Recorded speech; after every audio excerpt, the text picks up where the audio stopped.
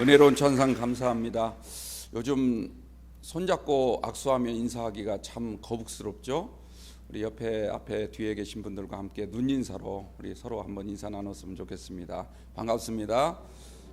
잘 오셨습니다. 은혜 받으시기 바랍니다.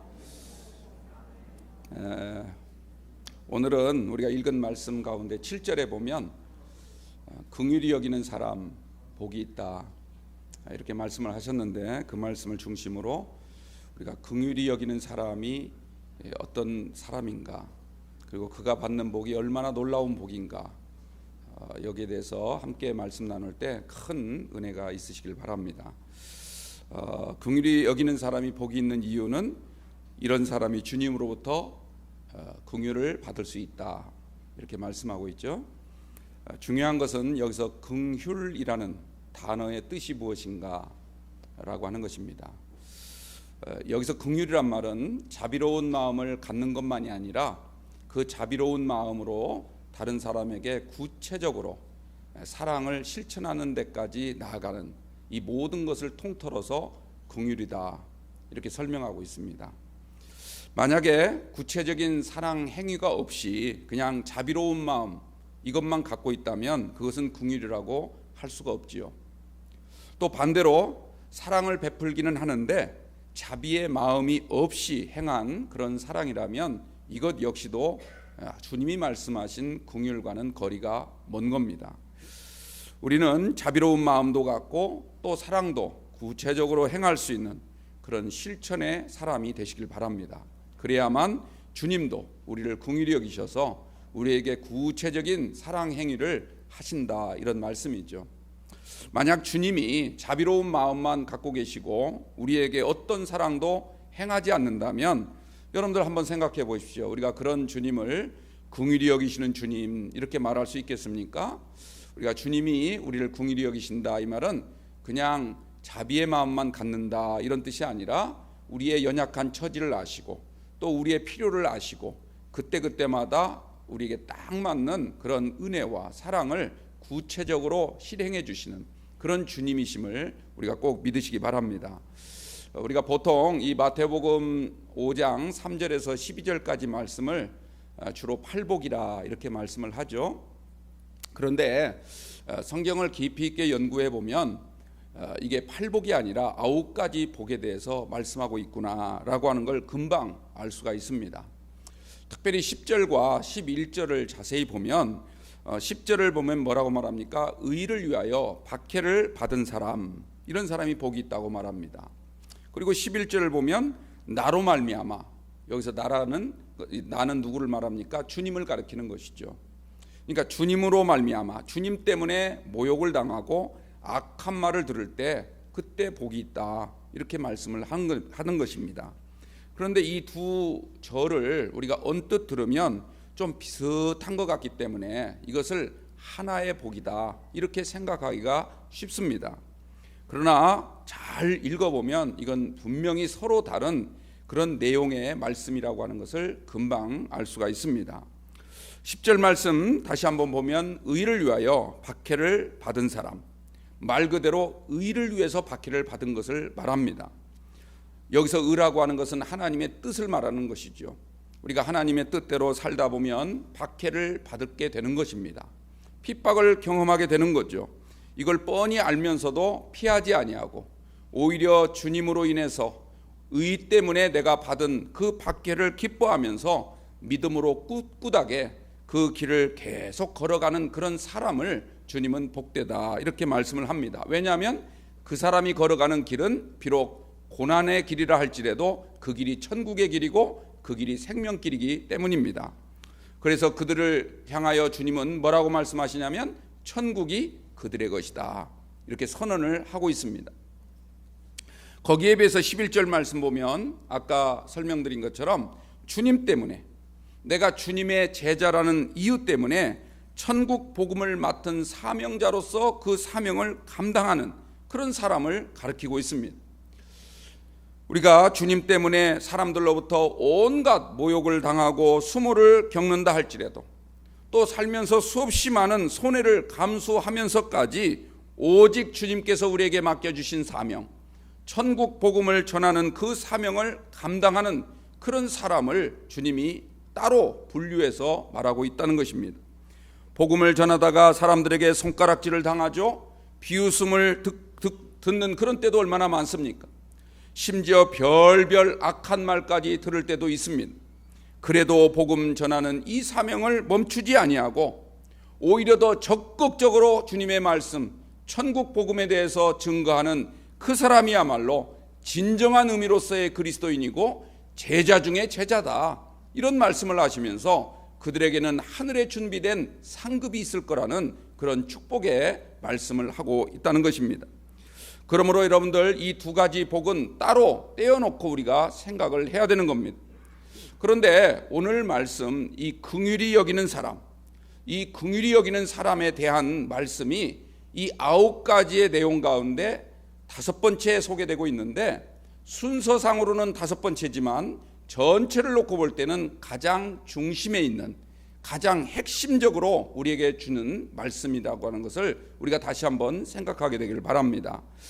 그런데 이 긍휼히 여기는 사람에 대한 말씀 앞에 있는 4가지의 사람 있죠. 우리가 이제까지 살펴본 심령이 가난한 사람, 애통하는 사람, 온유한 사람, 그리고 의에 줄이고 목마른 사람, 이 4종류의 복에 대해서 말씀하셨는데, 이 내용을 가만히 여러분들 묵상해 보면 이것은 우리 그리스도인들이, 주님의 백성들이 가져야 할 마음 자세, 우리의 마인드를 지금 말하고 있는 겁니다. 그러니까 기본적인 품성, 이것을 우리에게 일깨워주고 있는 것이죠. 우리가 하나님의 백성이라면, 우리가 진정한 그리스도인이라면 우리의 심령의 내면 상태가 어때야 되는가? 심령이 가난해야 되고, 또한 우리는 애통하는 마음을 가져야 되고, 온유해져야 되고, 그리고 의에 대해서는 줄이고 목마른 그런 갈급한 심령을 가져야 된다는 겁니다. 그러므로 이것은 우리의 내면 상태와 관련된 것이고, 신앙에 있어서는 내적 문제라고 말씀을 드릴 수가 있습니다. 그리고 이 긍휼히 여기는 사람 다음에 나오는 또 다른 4가지, 마음이 청결하고 화평케 하고 의를 위하여 박해를 당하고 또 주님 때문에 천국 복음을 전한다는 이유로 모욕과 악한 말을 듣는 이 모든 것은 우리 그리스도인들이 세상 속에서 살아갈 때 반드시 겪어야 될 구체적인 그런 행위의, 그런 삶의 모습을 우리에게 말하고 있는 것입니다. 그러므로 이것은 신앙의 외적인 문제다, 이렇게 말씀을 드릴 수가 있는 것이죠. 그러므로 앞에 있는 4가지가 우리가 주님 앞에 나아올 때 가져야 할 우리의 믿음의 품성을 얘기하고 있다면, 뒤에 있는 4가지는 우리가 주님의 제자로서 세상에 나가 삶을 살아갈 때 가져야 될 각오, 우리가 반드시 거쳐야 할 그런 우리의 삶의 모습을 말하고 있다는 것입니다. 그러므로 오늘 말씀 긍휼히 여기는 마음, 이것은 그리스도인들의 내면 상태에서 외적인 행위로 나가게끔 만드는 고리 역할을 하고 있는 대단히 중요한 말씀이다, 이런 뜻입니다. 그만큼 중요하고 우리 기독교 신앙에 있어서 가장 핵심 축이 되고, 그리고 그 무엇보다도 우리가 이 긍휼히 여겨야만 주님의 긍휼을 입을 수 있다는 점에서 우리가 가장 사모해야 될 그런 복, 그런 은혜인 줄 믿으시기 바랍니다. 따라서 오늘 저와 여러분들은 그 어떤 것보다도 우리가 긍휼히 여길 줄 아는 사람이 되어서 정말 이 땅에 살아갈 때 주님이 우리에게 주신 자비의 마음을 가지고 구체적인 사랑의 실천을 해가면서 삶을 살아가는 우리 영광교회 성도님들 되시기 바랍니다. 우리가 출애굽기라고 하는 성경을 보면요, 이제 출애굽기 내용 다 아시잖아요. 애굽 나라 왕이 이 세계 최고의 권력자였습니다. 그야말로 하늘을 나는 새도 떨어뜨릴 만큼 막강한 권력을 쥐고 있었는데도 불구하고 출애굽기 나온 그 바로 왕의 모습을 보면 불안에 떨고 있는 모습을 볼 수가 있습니다. 수백만 넘는 저 히브리 노예들이 만약에 어느 날 한날 한시에 데모를 일으킨다면, 폭동을 일으킨다면, 반란을 일으킨다면 어떻게 할까? 늘 불안했던 거죠. 만약에 다른 나라가 공격해 올 때 혹시 저들이 그들과 이렇게 내통을 하기라도 한다면 이건 엄청나게 큰 변이 생기지 않겠습니까? 늘 그런 위기의식을 가지고 있었어요. 그러다 보니까 이제 신하들에게 명령을 내립니다. 저들 가만히 지켜보았다가 아들을 낳으면 무조건 죽이라는 것이죠. 애굽 사람들은요, 왕의 명령에 따라 신생아들을 막 죽이기 시작합니다. 인정사정 보지 아니하고 무참하게 살육을 저질렀습니다. 그런데 그런 와중에 모세가 태어나게 된 겁니다. 그의 부모는 아들을 낳았다는 기쁨보다는 오히려 걱정과 두려움에 휩싸이게 됩니다. 큰 슬픔에 빠지게 되죠. 왜냐하면 기를 수가 없고 자꾸 그렇다고 버릴 수도 없고 이런 굉장히 어려운 그런 삶의 위기에 부닥치게 된 것입니다. 그런데요, 그나마 다행인 것은 이 모세가 태어날 때 육삭동이, 다시 말하자면 6개월 만에 태어났다는 사실입니다. 그런데 6개월 만에 태어난 걸 왜 제가 다행이라고 말씀을 드리는가? 6개월 만에 태어났기 때문에 3개월 동안을, 석 달 동안을 드러내지 아니하고 그가 정말 그 3개월 동안의 기간을 통하여 온 사랑과 정성을 쏟아서 그 모세를 기를 수 있었다는 점에서 그나마 다행이다, 이렇게 말씀을 드린 겁니다. 그런데 모세가 태어난 그때의 상황을 출애굽기 2장 2절은 이렇게 말하고 있습니다. 모세가 태어나는 순간 여자가 임신하여 아들을 낳으니 그가 잘생긴 것을 보고 석 달 동안 그를 숨겼다, 이렇게 말을 합니다. 그가 잘생겼다 이렇게 말을 하니까 보통 사람들은 그 어린아이의 외모가 잘생겼나 보다 이렇게 생각을 하시는데, 이 말은 그런 뜻이 아닙니다. 외모가 잘생겼다는 뜻이 아니에요.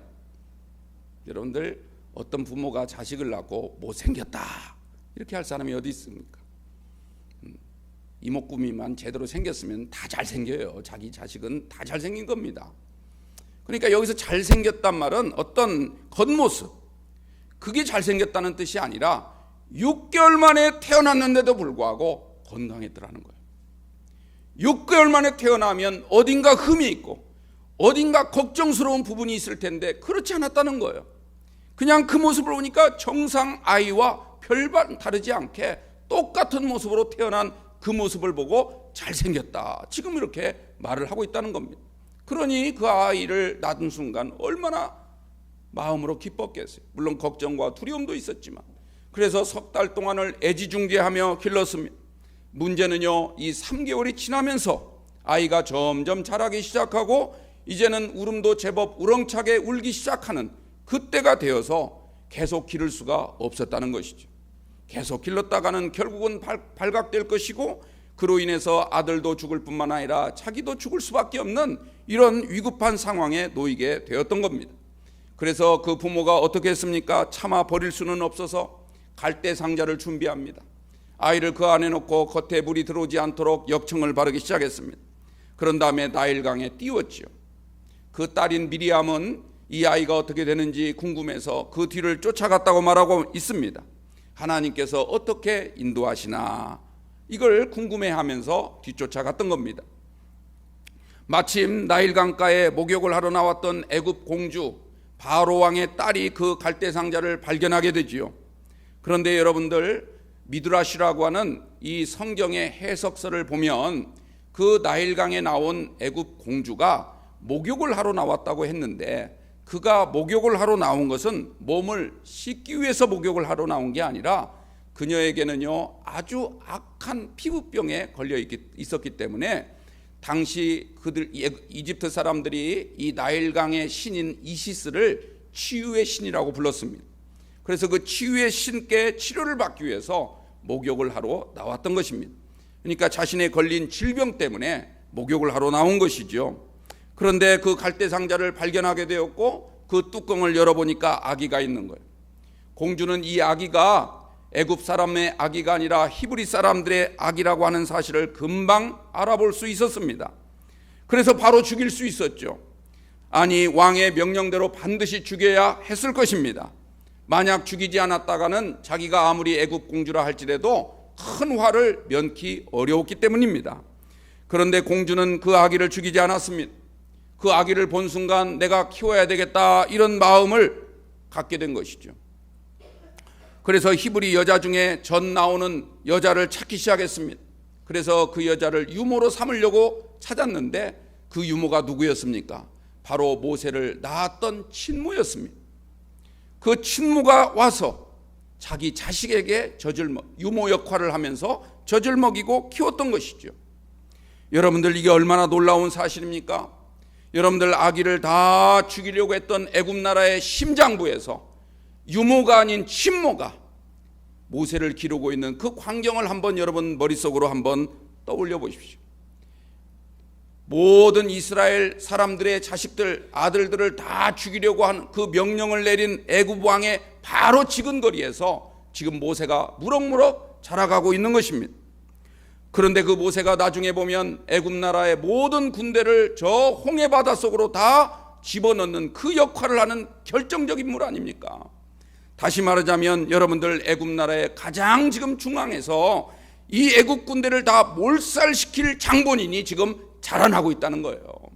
여러분들, 이게 바로 하나님의 역사인 줄로 믿으시기 바랍니다. 모든 사람이 희망이 없다, 모든 사람이 이제는 틀렸다는 그 순간에 하나님은 움직이시고 지금도 끊임없이 우리 가운데 우리의 구원자를 잉태케 하시는 분이 바로 우리 주님이라는 사실을 꼭 기억하십시오. 하나님은 우리를 이런 방식으로 사랑하십니다. 그러므로 아무런 희망이 없다고 말하는 그 순간에 오히려 더 주님을 구하십시오. 주님의 궁유를 구하시기를 주님의 이름으로 축원합니다. 그런데 중요한 것은 여러분들, 이 애굽의 공주가 아기 모세를 죽이지 아니하고 살린 이유가 무엇일까요? 왜 그 아이를 보자마자 살리고 싶은 마음이 생겼을까요? 성경 출애굽기 2장 6절은 그 이유를 이렇게 설명해 주고 있습니다. 공주가 그를 불쌍히 여겼다, 이렇게 말합니다. 딱 한 줄로 설명하고 있어요. 다른 이유가 없다는 거죠. 그 아이를 본 순간 불쌍한 마음이 생겼다는 거예요. 살리고 싶은 마음이 생겼다는 거죠. 이 불쌍히 여겼다라는 히브리 단어가 카말이라고 읽는데요, 이 카말이란 말은 하나님의 자비의 마음을 설명할 때 주로 사용되는 그런 단어입니다. 하나님께서 주신 자비의 마음이 그 애굽 공주에게 들어갔고 그 자비의 마음을 가지고 아이를 보니까 살리고 싶은 생각이 들었다는 것입니다. 하나님이 우리를 지으시고 우리를 바라보실 때 보시기에 참으로 좋았더라 라고 하시면서 우리에 대한 그 가진 마음을 카말이라, 성경은 그렇게 말씀하고 있습니다. 바로 애굽 공주도 모세를 본 순간 그 마음이 생겼습니다. 단순한 동정심이 아니라 그 아이를 본 순간 마치 내 몸에서 빠져나온 분신처럼, 내가 직접 낳은 내 자식처럼 그런 생각이 그 애굽 공주 안에 들어갔다는 것이에요. 그러니까 그 애굽 공주가 그 아이를 키우게 됐고, 그 아이 한 사람으로 말미암아, 그 한 생명을 살린 걸로 말미암아 이스라엘 민족 전체를 살리는 놀라운 위대한 역사가, 이 생명의 역사가 시작된 줄로 믿습니다. 단 한 사람을 긍휼히 여기는 그 마음 때문에 나라가 살고 민족이 사는 이런 놀라운 역사가 하나님이 행하시면 얼마든지 행할 수 있다는 것을 여러분들 기억하시고, 우리가 그 긍휼히 여기는 마음의 주인공들이 되시기를 주님의 이름으로 부탁을 드립니다. 오래전 상영됐던 영화 가운데 쉰들러 리스트라고 하는 아주 유명한 영화가 있었죠. 아마 많은 분들이 봤을 거라고 생각이 드는데요, 그 쉰들러 리스트의 가장 명대사가 마지막 장면에 나오죠. 마지막 장면. 거기서 그 쉰들러라고 하는 사람이 이렇게 쭉 그 이제까지 자기가 막 더 많은 사람을 살릴 수 있었는데 더 많이 살리지 못한 것에 대한 아쉬움을 갖고 막 울기 시작하니까 그를 위로해 주기 위해서 그동안 이스라엘 사람, 이 포로 수용소에 있던 사람들을 잘 지도해 왔던 그 주인공이 그 쉰들러에게 그렇게 말을 합니다. 탈무드에 있는 말로 권고, 이렇게 위로를 해주죠. 한 생명을 살린 자는 세계를 살린 것이다. 비록 한 생명을 살렸지만 당신은 세계를 구원한 것이다. 여러분들, 우리가 한 생명이 얼마나 귀한가, 이것을 꼭 기억하시고 이런 마음이 우리 가운데 생길 수 있도록 주님께 더욱더 긍휼을 구할 줄 아는 그런 믿음이 있게 되기를 바랍니다. 마가복음 7장을 보면 수로보니게 여인에 대한 말씀이 나옵니다.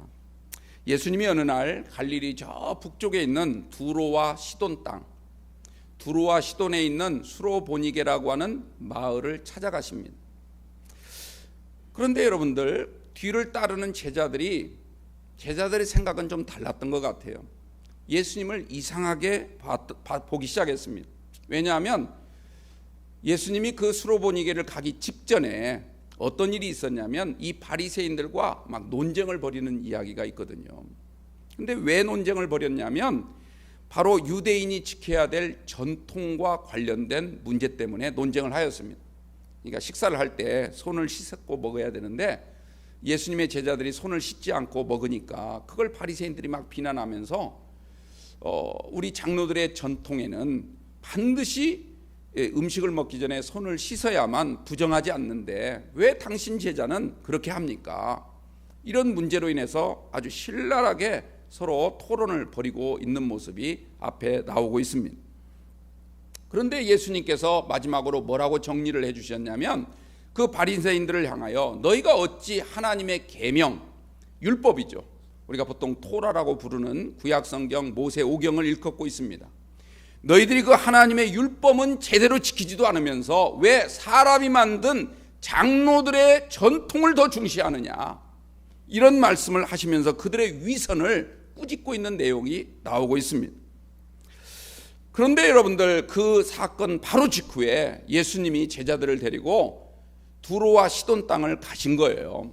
그러니까 제자들은 어떤 생각이 드냐면 그 뒤를 따라가긴 따라가는데, 아니 예수님은 장로들의 전통보다도 주님이 모세를 통해서 주신 율법이 그토록 중요하다고 그렇게 강조하셔놓고도 왜 모세 율법에 나오는 이방 땅에 대해서는 저렇게 선뜻 들어가실까, 이런 생각을 갖게 된 것이죠.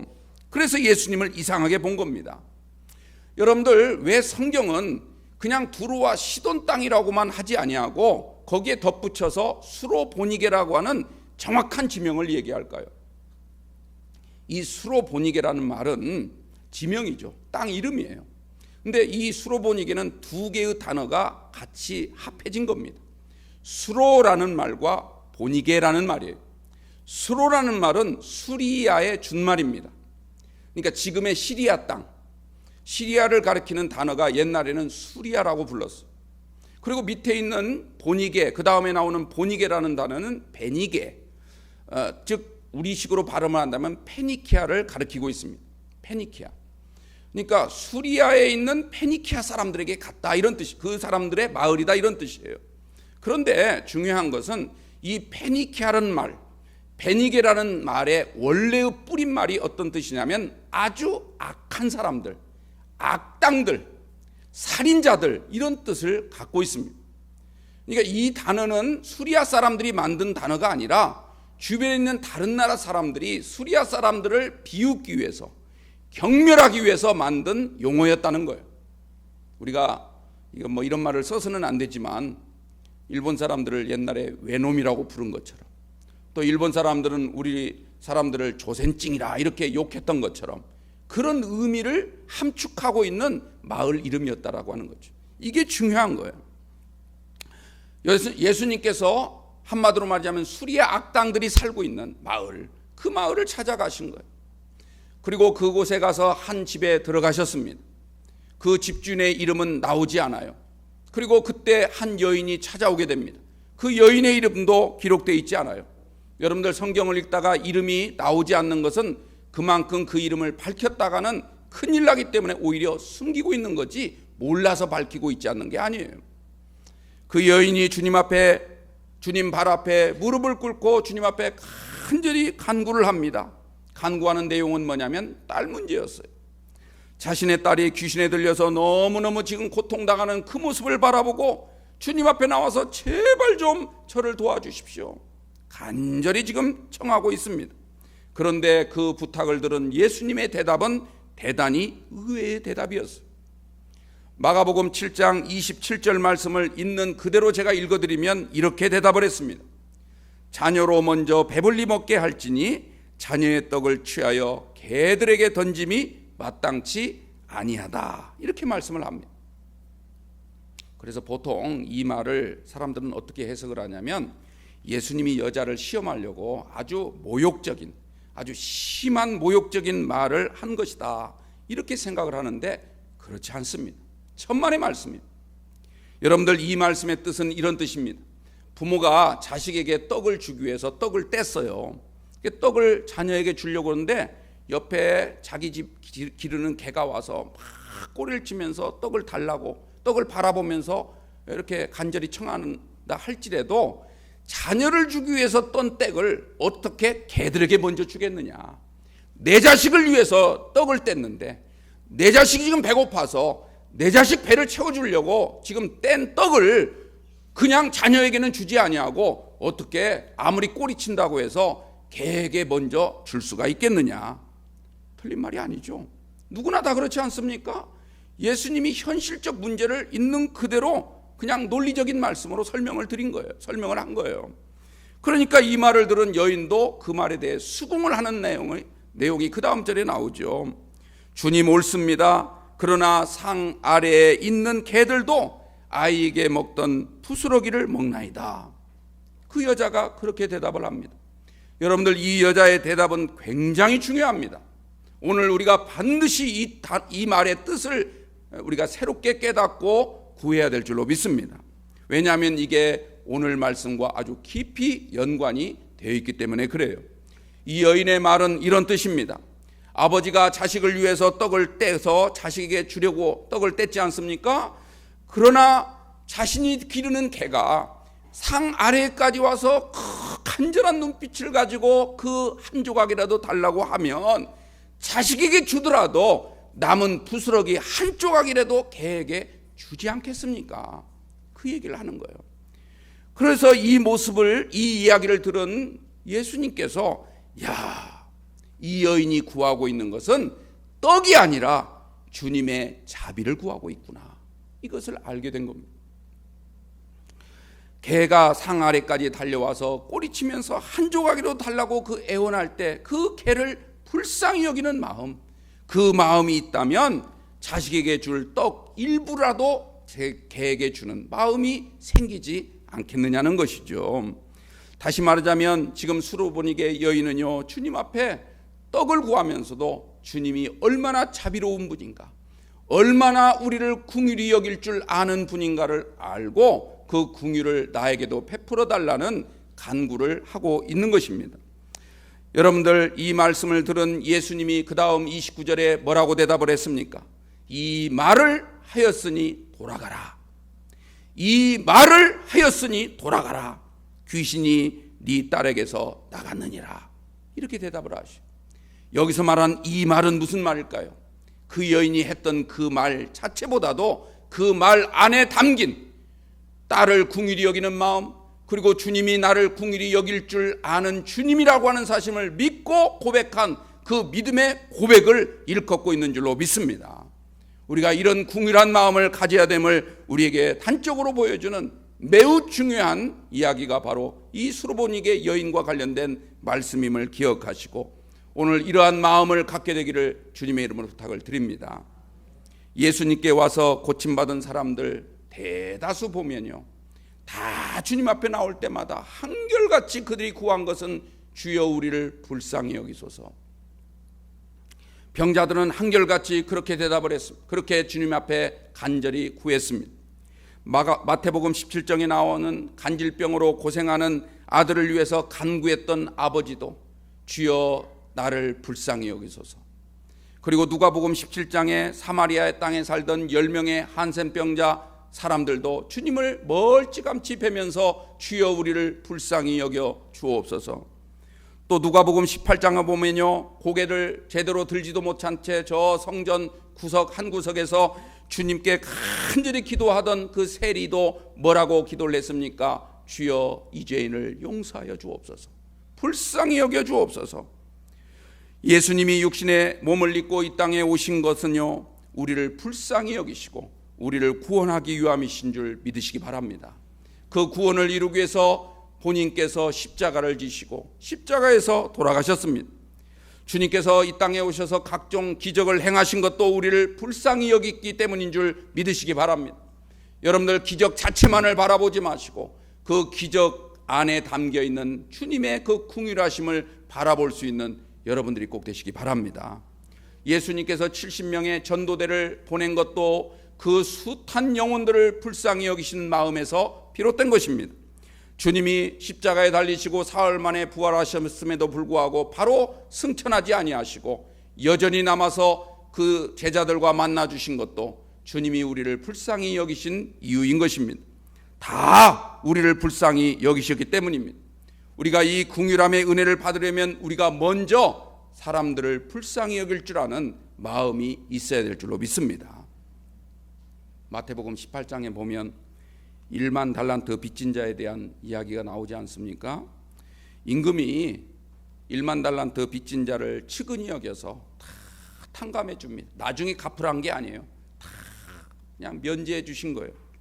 그런데요, 이 탕감을 받은 사람이 바로 그 다음 절 보면 성경이 뭐라고 기록이 되어 있냐면, 나가서 자기에게 100데나리온 빚진 동료를 찾아가 붙잡고 목을 잡고 당장 빚을 갚으라, 이렇게 다그쳤다고 말하고 있어요.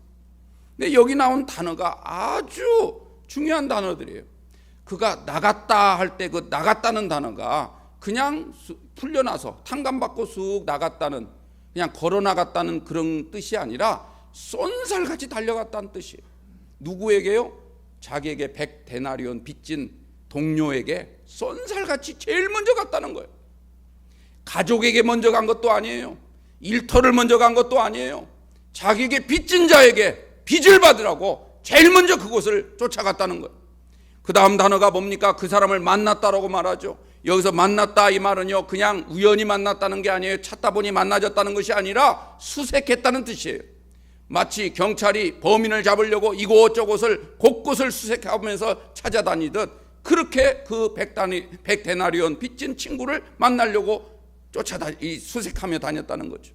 그 다음에 그를 붙들었다 이 말도 마찬가지입니다. 그냥 단순하게 붙든 것이 아니라 다시는 내가 놔주지 않으려고, 지금 당장 빚을 갚지 아니하면 내가 절대로 놔주지 않겠다라고 하는 그런 마음으로 그를 붙잡았다고 말해요. 그리고 맨 마지막에 나오는 가장 중요한 단어가 뭐냐면 목을 잡았다는 뜻이에요. 목을 잡았다. 이 목을 잡았다는 단어가 푸니고라는 단어를 쓰고 있어요. 이 푸니고라는 단어는요, 그냥 적당히 목을 잡았다는 게 아니에요. 여러분들 그 헬라어 가운데 이 푸니고에서 나온 똑같은 단어가 푸니코스라는 단어가 있습니다. 이 푸니토스라고 하는데, 이 푸니토스라는 말은 무슨 뜻이냐면 교수형이라는 뜻이에요. 교수형. 사람을, 이 범인을 이제 그 형을 치를 때 이 목을 달아서 죽이는 걸 교수형이라고 하잖아요. 그 단어 푸니토스라고 하는 단어가 이 푸니고라는 단어와 같은 단어예요. 그러니까 이 사람이 그 사람을 목을 잡을 때 얼마만큼의 마음을 가지고, 어떤 마음을 가지고 목을 잡았는지를 잘 보여주고 있는 거죠. 마치 교수형을 치르듯 목을 비틀고 그냥 죽이려고 하듯 그런 각박한 심령으로 그렇게 그 친구를 붙잡았다는 뜻이에요. 다시 말하자면 이 사람은 전혀 긍휼히 여길 줄 모르는 사람이었다라고 하는 것을 성경이 우리에게 말씀해 주고 있는 것이죠. 여러분들, 중요한 것은요, 이 긍휼이라는 단어는 절대 감정적인 단어가 아니라는 겁니다. 감정을 말하는 것이 아니에요.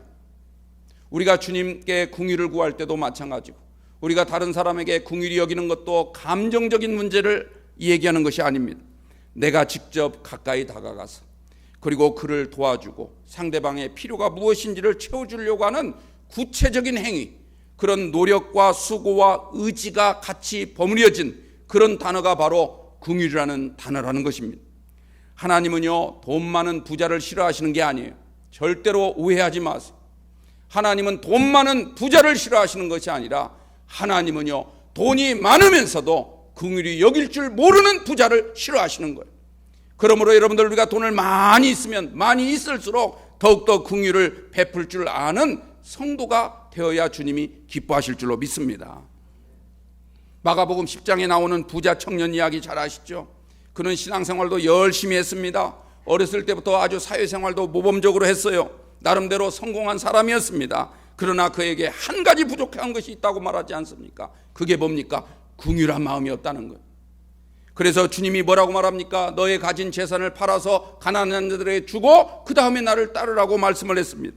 그런데 그는 그 재물을 포기할 수가 없는 거로 그는 주님을 버리고 되돌아갔던 것입니다. 여러분들, 긍휼은 이 정도로 중요합니다. 그러면 이 긍휼은 우리에게 어떤 뜻을 가지고 있을까요? 여러분들, 긍휼히 여기는 마음은요, 관계로부터 시작된다는 사실입니다. 관계로부터. 나와 무관한 사람이라고 생각하니까 긍휼을 베풀지 않는 거예요. 우리 다 나와 관계 있는 사람, 우리 모두가 한 식구 한 가족이라는 그런 생각을 갖게 되면 어려운 자를 보고 어떻게 그냥 지나칠 수가 있겠습니까? 만약 내 자식이라고 한다면 어떻게 모른 채 할 수가 있겠습니까? 다른 사람을 나와 무관한 사람이다 이렇게 생각하니까 그냥 지나치는 거죠. 주님은 이것을 죄라 이렇게 말씀을 하십니다. 하나님은 우리가 죄를 짓는 순간에도 한 번도 우리를 남이라고 생각해 보신 적이 없습니다. 그렇기 때문에 당신의 외아들을 우리 가운데 보내주신 것이죠. 여러분들 이 하나님의 마음을 본받게 되기를 바랍니다. 누가복음 15장 우리가 너무나 잘 아는 내용 나오죠. 탕자 이야기. 아버지는 비록 탕자이긴 하지만 내 재산을 다 까먹고 온 정말 말도 안 되는 그런 행동을 저지르고 왔지만 그러나 관계를 보는 거예요. 내 자식 관계를 본 거죠. 관계 중심으로 자식을 보니까 불쌍해 보이는 거예요. 그러나 형은 어땠습니까? 저놈 나가서 창녀들과 온갖 짓을 했지 않았습니까? 행동을 보는 거예요. 관계보다도 행위를 먼저 보는 겁니다. 이게 사람과 사람 사이를 가르는 역할을 하는 거예요.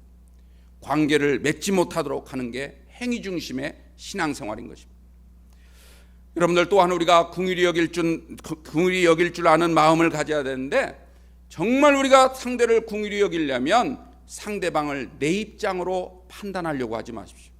그 사람의 입장에서 생각하시기 바랍니다. 누가복음 10장 보면 강도 만난 사람에 대한 이야기가 나오죠. 제사장이나 레위는 그 사람 입장에서 본 게 아니라 자기 입장에서 생각을 했어요.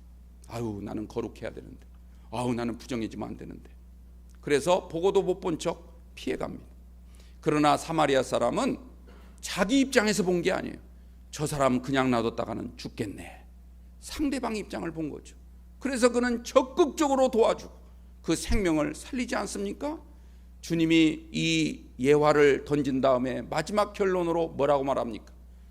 누가 이 사람의 이웃이냐? 너희도 그와 같이 하라.